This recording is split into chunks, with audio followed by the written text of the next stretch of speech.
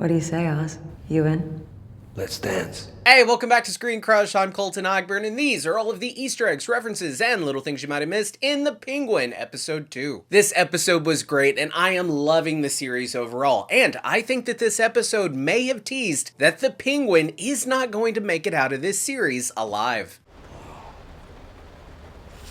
But hey, before we get rolling, really quick, I wanted to let you know that we are going on tour. We cannot wait to meet you guys in person, so please do get your tickets now at the link in the description below. It's going to be a lot of fun. So we open with Sophia in Arkham Asylum, the classic insane asylum for Batman's Rogues Gallery. She's wearing the same jumper we've seen the Riddler and the Joker wear in the Batman. We also see her in this same visiting spot from the Batman where we saw the Bat talk with Riddler and in a deleted scene, Barry Keoghan's Joker. He likes little puzzles, doesn't he? We hear Sophia again referred to as the Hangman, her moniker in the Batman comics like Dark Victory.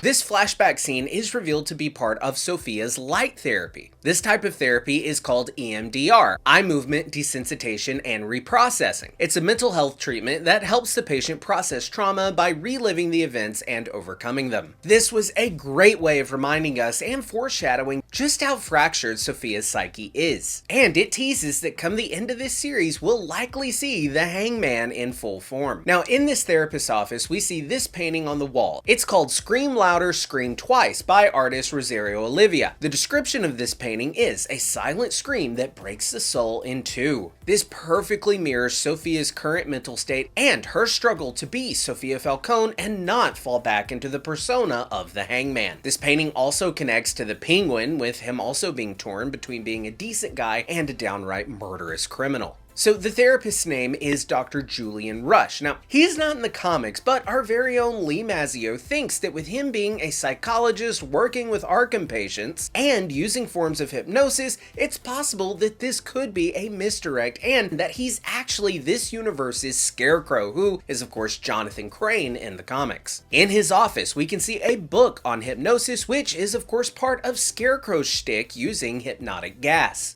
There's nothing to fear but fear itself. In the Nolan Batman films, we saw Scarecrow's drug used as a street drug as well. So maybe this new drug that Alberto Falcone was pushing is that very toxin. We shall see. Now, we also want to point out that Sophia's style in this series is spot on with her comic counterpart. Classy dresses, pantsuits, and heavy overcoats. And I really loved this little detail of seeing the Penguin drinking Pepto, showing us that he is stressed out and that's causing stomach problems. It also reminded me a lot of the gangster from Dumb and Dumber who was chewing up these pills when he got stressed. Pills are good! Pills are good! Now, Penguin once again arrives at Blackgate Prison to visit Sal Maroni. It's also worth mentioning that Clancy Brown played a prison guard in the movie Shawshank Redemption, and in the previous episode, we saw a Rita Hayworth movie, Gilda, and Rita Hayworth was of course also in Shawshank Redemption. Now, in the comics, Blackgate Prison is where the non-clinically insane Batman foes are sent, and I thought it was a nice touch that this series has introduced the two different prisons. They have Sal in a standard maximum security prison, while they had Sophia in the same insane asylum as the likes of the Riddler and the Joker. Having these two different prisons drives home the fact that while both of these villains are of course baddies, Sophia is on a different level and way scarier than just some gangster. At this meeting, we see Sal's wife, Nadia Maroney. She's not in the comics, and she was actually created for this show. And this is one of Sal's sons, possibly Umberto or Pino Maroni. Next, we're introduced to Carmine's little brother, Luca Falcone. Now, there is a Luca Falcone in the comics, but he isn't Carmine's brother, he's his cousin. And in the comics, he actually dies at the hands of the Red Hood gang during the comic Batman Zero Year number 22. Now, in this series, we're thinking that Luca may actually be a stand-in for, or is being combined with, the character of Lucia Vitti, Carmine's niece, who takes over the Vitti crime family after the death of Johnny Vitti in the Batman Dark Victory run. Here we see a painting behind him called The Siege of Montemassi. In short, this painting depicts an Italian military commander at a siege, and it makes total sense that an Italian mobster would want this in their war room. Next, we can hear the song playing Call Me Irresponsible by Frank Sinatra. Yes, I'm unreliable. This song is so fitting for the current circumstances. Not only is Sinatra revered in these circles, but the lyrics of this specific song, call me irresponsible, call me unreliable, throw in undependable too, all fit Penguin with his betrayal of the Falcones and the war he's orchestrating between them and the Maronis for his own benefit. Here we can hear Sophia ask, "Why aren't his killers strung up across the city?" This is of course a nod to how she left her victims in the comics, noosing them and leaving them to hang for all to see. And that's seemingly what she is accused of doing in this universe as well. Now on the radio we can hear, Leave it on. Falcone is a serial killer,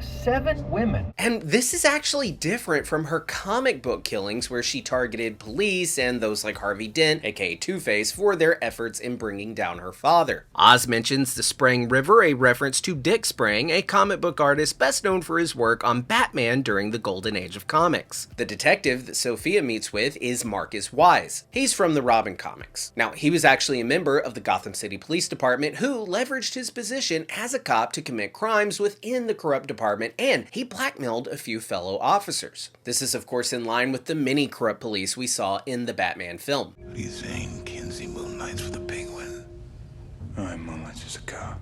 At the bar, we hear the bartender say, "Take it up with the Riddler." This is a reference, of course, to the Batman film and how the Riddler's terroristic actions have set all of this in motion. So Victor is from Crown Point, and that is one of the most impoverished places in all of Gotham. In the comics, it's actually known as the absolute worst place in the entire city. Vic, being from Crown Point, and the reveal that they lost everything in the flood once again drives home the class warfare and class disparity that Matt Reeves said he wanted this series to demonstrate. And then we get a pretty eerie suggestion that this series may not end well for old Oz Cobblepot. Oz shares a story with Victor about how he used to be a driver for this guy named Pinchy. Later, Carmine caught him talking to the feds. Yeah, so Pinchy got popped. We then hear Vic say, when talking to this woman, "Yeah, I'm his driver."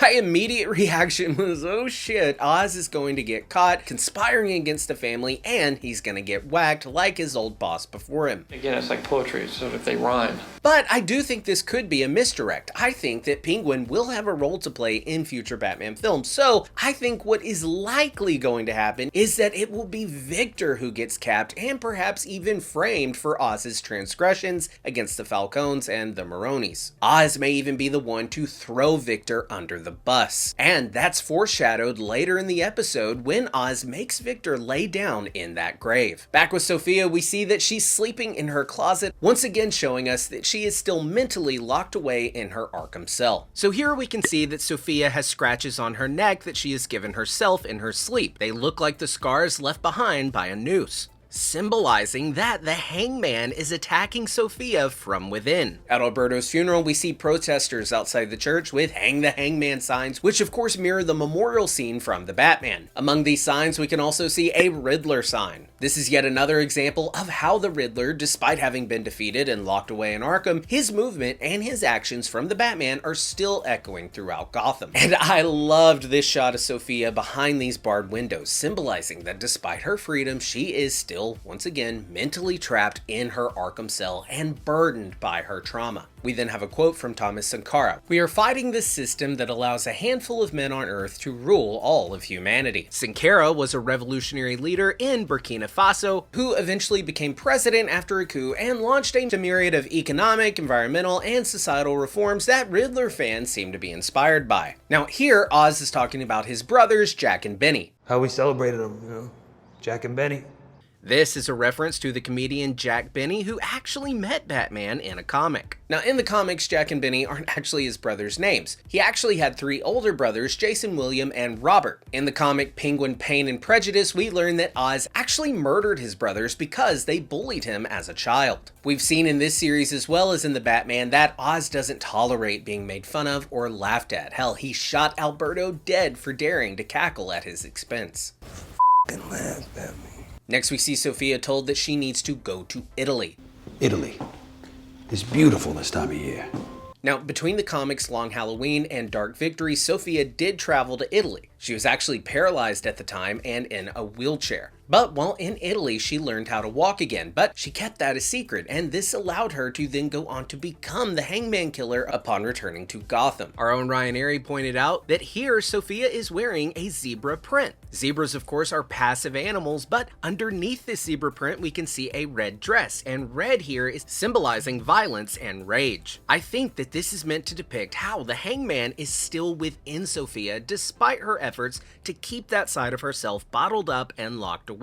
But as we discussed just a second ago, the Hangman is trying to claw its way out. And our own Harriet Lingle Enright caught that when Sophia is pushed out of the room so the men can talk, it echoes this scene with Kay from The Godfather, the original mob movie that has inspired classics like The Sopranos and, of course, this series as well. And guys, this show has really done something that I'd argue was inspired by the Marvel Cinematic Universe and primarily Kevin Feige: the ability for comic book properties to transcend the genre. Used to, comic book films were a genre in themselves, but in the past decade, we've seen comic book inspired films that are horror movies, comedies, political thrillers, or crime noir films like The Batman. The Penguin, like its HBO counterpart, feels very similar to a show like The Sopranos, or other crime thrillers like Ozark. You could make this exact same show without the Penguin, and swap him out with any aspiring crime lord type character. And that's exactly what we saw happen in the Batman comics as well. The comics started out more pow kablam, but with comics like Long Halloween and Dark Victory, even the comics began to adapt other genres outside of the superhero genre. Now, it's long been theorized that comic book movie fatigue would doom the industry, but with projects like Penguin following the blueprint of taking their IP and creating shows and movies that explore other genres,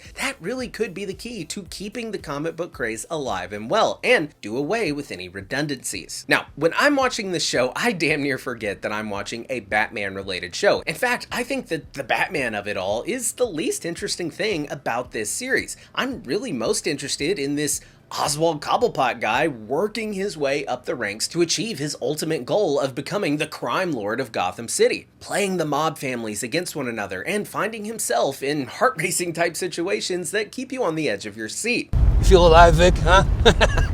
Feel your heart beating? Now, in the closing moments of the episode, we hear the song Happy Together by the Turtles, but it is being covered by Floor Cry. This song, however, isn't actually about a happy couple. Rather, it's someone imagining their happiness together, hence the lyrics, "Imagine you and me, I do, I think about you day and night, it's only right." Oz and Sophia are not on the same page by any means, but they're both imagining that they are. Sophia thinks that Oz will have her back, and Oz thinks that Sophia doesn't know any better. He's making the mistake of underestimating her, just like Oz is underestimated by the others. The others' underestimation of Oz will be key to his rise to power, but Oz's underestimation of Sophia could be the key to his own downfall. Well guys, those are all the Easter eggs and references we caught in this episode of The Penguin. I want to give a huge shout out to Lee Mazzio for all of his help in writing this episode. Let us know your thoughts on the series down in the comments below, or you can at me on Twitter. And if it's your first time here, be sure to subscribe, smash that bell for alerts. For ScreenCrush,